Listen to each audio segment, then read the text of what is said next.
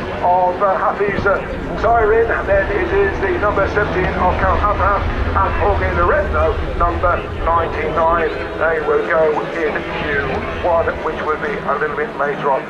Certainly didn't disappoint.